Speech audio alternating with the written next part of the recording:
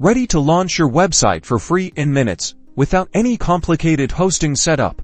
Welcome back to the channel. Today, we're diving into GitHub Pages, your secret weapon for free static website hosting directly from your GitHub repository. Think of it like a digital storefront, where your projects, portfolio, or documentation can shine. First things first, you'll need a GitHub account and a repository. If you don't have those, create them within your repository. The core file of your site, your indexed, or any other basic HTML files will go in the root directory. To clarify what you need, create a simple web page or a single page HTML that you want to showcase on the internet. This could be your portfolio, personal projects, or any other information you want easily accessible. Now it's time to unleash the magic in your freshly made repository.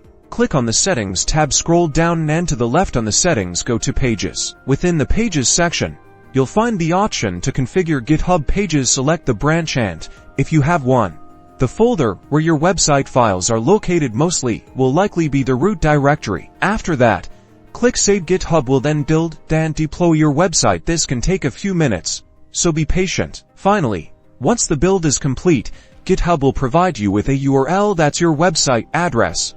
Copy it, share it, and watch your web presence come to life. It is that simple. And there you have it, a free, easy, and powerful way to get your website online. Embrace the power of GitHub Pages, and see you in the next video where we build on these concepts. If you found this helpful, give this video a like and subscribe for more web development tutorials.